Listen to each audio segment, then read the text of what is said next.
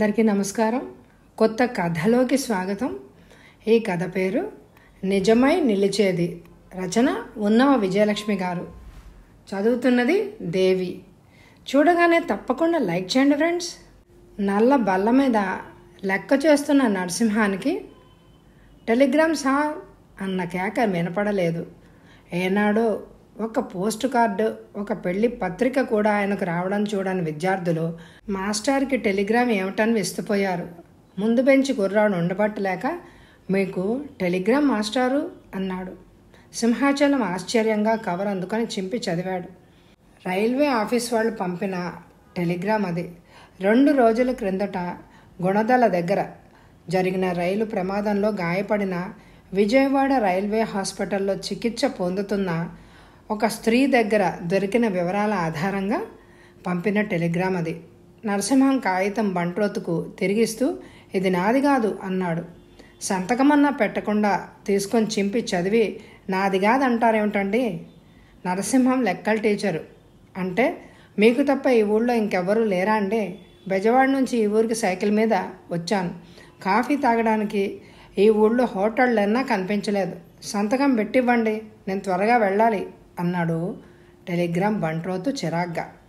నరసింహం అతన్ని పంపించాడు. బోర్డు మీద లెక్కలు పూర్తి చేయకుండానే కుర్చీలో కూలబడిపోయాడు. నరసింహం ఆలుబిడ్డలకు దూరమైన తాడేపల్లి జిల్లా పరిషత్తు వారి స్కూల్లో ఉద్యోగానికి వచ్చి 6 ఏళ్లైంది.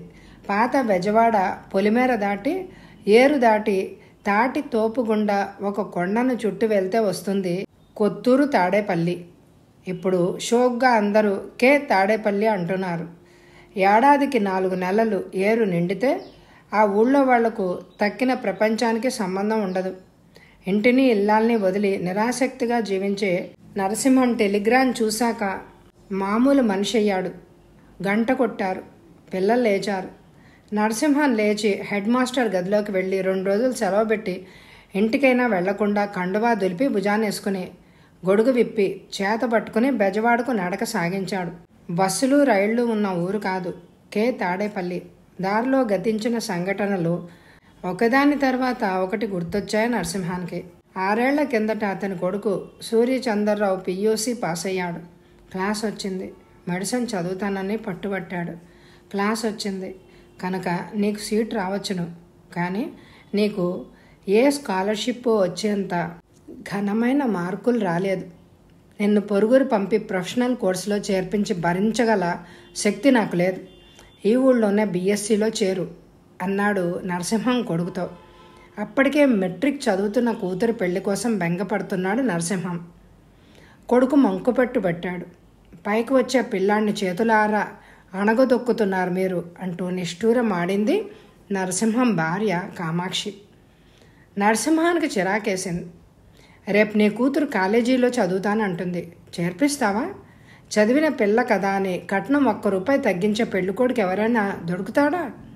ఉన్న కొండ కాస్త కొడుకు చదువుకుని అమ్మి వేస్తే వాడు సంపాదించి చెల్లెలు పెళ్లి చేస్తాడని ఎదురు చూస్తావా? ఎన్నాళ్ళని భరిస్తాం బాధ్యతలు బరువులును?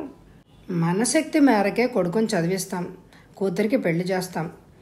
పిల్లలు కొండెత్తు కోరికలు కోరితే మనం తీరాలి అని ఏమీ చట్టం లేదు కామాక్షి అని నయాన బోధించాడు భార్యకు నరసింహం.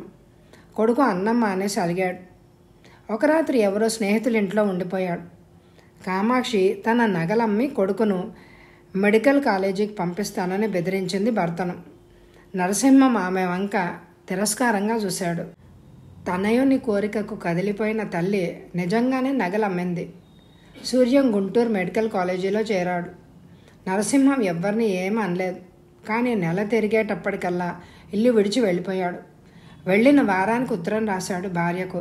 ప్రతి మగవాడు తన ఇంటికి తను మహారాజే.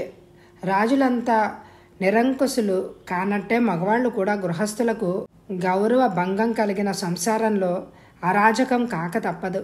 పిల్లల భవిష్యత్తు గురించి కూడా నా సలహాను పెడచెవిని పెట్టగల పెద్దదానివయ్యావు నువ్వు. నీకు నీ పిల్లలకు నా అండదండ అక్కర్లేదని తెలిసింది. నాకున్నది ఎకరం పొలం, ఒక ఇల్లు. ఆ 2 పవర్ ఆఫ్ అటార్నీ నీకు రాసి పంపుతున్నాను. మీ ఇష్టం. మీ కష్ట సుఖాలు నుంచి మేవే కానీ నావి కావు అని రాశాడు. తరువాత నెల నెల జీతం తీసుకున్న నాడే 100 రూపాయలు భార్య పేరు ఎంఓ చేసేవాడు. భార్యను వదిలిన బాధ్యతను వదల్లేదు అతను. 6 ఏళ్ళు జరిగింది. ఇవాళ ఏమిటి టెలిగ్రామ్, ఎవరా స్త్రీ అనుకున్నాడు నరసింహం. సాయంత్రం రైల్వే హాస్పిటల్కు చేరిన నరసింహం ఒక చెయ్యి కోల్పోయి మంచం మీద పడి ఉన్న భార్యను చూసి ఆశ్చర్యపోయాడు. అతని కళ్ళు నీళ్లు కురిశాయి. కామాక్షి స్పృహలోనే లేదు. రైల్వే అధికారులు అప్పగించిన ఆమె పెట్టె తెరిచి చూశాడు. 2 చీరలు, 10 ఏళ్ల నాడు కుటుంబం అంతా కలిసి తీయించుకున్న ఫోటో, మనీ ఆర్డర్ల కూపన్ల కట్ట కనిపించాయి. చిరునామా తప్ప సంగతులు, సంతకాలు లేని ఎంఓ కూపన్లు నరసింహాన్ని వెక్కిరించాయి. కామాక్షికి 3వ రోజు స్పృహ వచ్చింది. కళ్ళు తెరవగానే భర్త కనిపించాడు. వెతుక్కుంటూ వెళ్తే నన్ను రాణిస్తారో వెళ్ళగొడతానని బెంగపడిపోయాను. ఈ రైలు ప్రమాదం ఎంత మంచిది, నన్ను వెతుక్కుంటూ మీరే వచ్చారు అన్నది కామాక్షి. నరసింహానికి ఆశ్చర్యమైంది. భార్య తన కోసం రావడమేంటి అని అనుకున్నాడు. జాలిగా చూస్తూ, నా కోసం నీ చేతినే బెలపెట్టుకున్నావు, నిన్నెట్లా కాదనుకుంటాను కామాక్షి అన్నాడు. కామాక్షి సంతోషంగా నవ్వి, కొండంత మీరు దొరికాక కుడిచేయిపోయినా పర్వాలేదు అంది. తప్పు చేసిన వాడికి శిక్ష అనుభవించిన హాయి ఆమెకు కూడా కలిగింది. భార్యతో తిరిగొచ్చిన నరసింహాన్ని చూసి ఊరంతా విస్తుపోయారు. కామాక్షి బాగా లేచి తిరుగుతోంది. తన పనులు తానే చేసుకుంటోంది. కానీ ఇంట్లో ఏ పనికి రావడం లేదు ఆమె.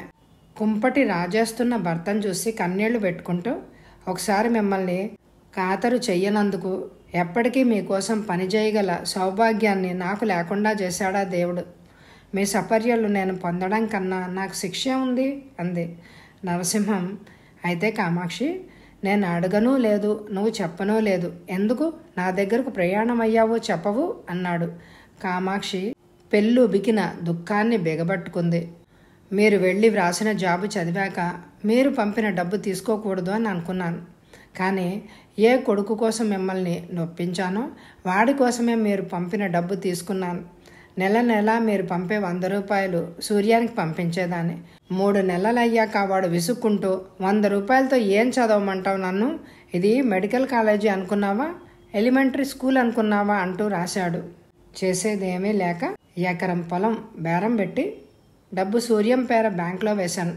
ఎక్కడా తప్పకుండా చదువుతున్న సూర్యాన్ని చూసి సంతోషించేదాన్ని. సరోజ కాలేజీలో చేరింది. మీరు పంపే 100 రూపాయలు చాలక ఇంట్లో 2 గదులు మేముండి తక్కిందంతా అద్దెకిచ్చాను. సూర్యం 3వ సంవత్సరం చదువుతుండగా సెలవులకు వచ్చినప్పుడు తన క్లాస్మేట్ను వర్ణాంతర వివాహం చేసుకుంటానని చెప్పాడు. నేను తెల్లబోయాను. ఇప్పుడు నీకు పెళ్ళే ఉంటా, నీ చెల్లెలకు పెళ్ళి ఎట్లా అవుతుంది? చదువు పూర్తయి ఉద్యోగం చేసి ఒక 5 ఏళ్ళు కాస్త వెనకేసి సరోజ పెళ్ళి అయిందనిపించి తర్వాత నీ ఇష్టం వచ్చినట్టు చేసుకుందు కానీ అన్నాను వాడితో. సూర్యం బ్యాంకులో డబ్బు అయిపోయింది. శాంత వాళ్ళ నాన్నకు బోలెడు డబ్బుంది. పెళ్ళైతే నా చదువు ఖర్చు వాళ్లే భరిస్తారు. చదువు కానీ తర్వాత మేమిద్దరం సంపాదన మొదలుపెడితే సరోజ పెళ్ళి 3 ఏళ్లలో చేసి పారేస్తాం అన్నాడు. ఏమీ చేయలేకపోయాను నేను. సూర్యం పెళ్ళైంది. అత్తవారింట్లోనే ఉండిపోయి చదువుకుంటున్నాడు.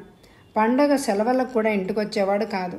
ఇంతలో సరోజ ఎవరో అబ్బాయితోటి బాగా షికార్లు చేస్తోందని విని చివాట్లు వేశాను. అది ముఖం ఎరుపు చేసుకుని, నా ఇష్టం, గంగలో దిగుతాను, చేతిలో కానీ లేకుండా నువ్వు నాకు పెళ్లి చేయగలవా? అన్నయ్య బయట కులంలో వాళ్ళని పెళ్ళాడితే నాకు కులంలో పెళ్లి కొడుకు దొరుకుతాడా అంటూ వాదించింది. ఏడాది తిరగకుండా ప్రేమించిన వాడు మోసం చేశాడంటూ ఏడుపు సాగించింది. సూర్యాన్ని పిలిపించి సంగతంతా చెప్పాను. వాడు 3 రోజుల్లో మన ఊళ్ళోనే 2 పిల్లలున్న 2వ సంబంధం కుదిర్చాడు. నేను ఏడిస్తే ఇంత ప్రతిష్ట సంపాదించిన కూతురికి పెళ్ళంటూ అవుతోంది, అందుకు సంతోషించు అన్నాడు. సారె పెట్టలేని తల్లికి పేరు చెప్పుకున్న కూతురు. నిజమే, అంతకన్నా మంచి పెళ్ళి ఎట్లా అవుతుంది? సరోజి పెళ్ళి అయింది అనిపించారు. పెళ్లి ఖర్చులకు ఇల్లు అమ్మేశాం. సూర్యం వెళ్ళిపోతూ 2 పిల్లలతో వేరే ఆడదక్షత లేకుండా సరోజ కొత్త సంసారం ఎట్లా చూసుకుంటుంది? నువ్వు దాని దగ్గరే ఉండు కొన్నాళ్ళు, నేను నీకు డబ్బు పంపిస్తానులే అన్నాడు. నాకు నోట మాట రాలేదు. నవ్వి ఊరుకున్నాను. నెల రోజులు కూడా ఉండలేకపోయాను ఆ నరకంలో. ఒకరోజు పెట్టి సర్దుకుని సూర్యం దగ్గరికి వెళ్దామని ప్రయాణమయ్యాను. సరోజ అడ్డు చెప్పలేదు. నేను వాకిట్లోకి వచ్చేసరికి సూర్యం దగ్గర నుంచి మనీ ఆర్డర్ వచ్చింది. 30 రూపాయలు. తిరగొట్టాను. సరోజ అదేంటమ్మా అంది. వాడి దగ్గరికేగా వెళ్తున్నాను అన్నాను. ఉన్నట్టుండి ఇంద్రధనుసులాగా మురిపించిన రంగులన్నీ మాయమై ఒక్క తెల్లని వెలుగే గోచరించింది నాకు. స్థిరమైన ఆ తేజస్సులో మీరు తప్ప అన్నీ లుప్తమైపోయాయి. బెజవాడికి టికెట్ కొనుక్కున్నాను. అన్నీ పోగొట్టుకున్న నన్ను నేను మీకు అర్పించుకుందామనుకున్నాను. మీరు స్వీకరిస్తారో లేదోననే భయం కూడా లేకుండా పోయింది. దేవుడు నాకు తెలియదు కానీ అతడు కూడా మీ అంత దయామయుడు కాజాలడు. నాకు చెయ్యి పోతేనే మనసు మాత్రం గూడు చించుకొని రెక్కలు పరుచుకున్న సీతాకోక చిలకలాగా ఉంది అంది కామాక్షి. నరసింహం కళ్ళు తుడుచుకుని లే, అంతా మర్చిపో. నాకు నువ్వు నీకు నేను ఉన్నాం, దిగులు పడకు అన్నాడు. కామాక్షి కళ్ళల్లో వెన్నెల విరిసింది. కథ సమాప్తం. ఈ కథ మీకు నచ్చిందండి? అయితే తప్పకుండా లైక్ చేయండి. మీ అమూల్యమైన అభిప్రాయాల్ని కామెంట్ ద్వారా తెలియచేయండి. ఎండ్ స్క్రీన్లో ప్లేలిస్ట్ పెడతాను, తప్పకుండా వినండి. Thank you very much my dear friends.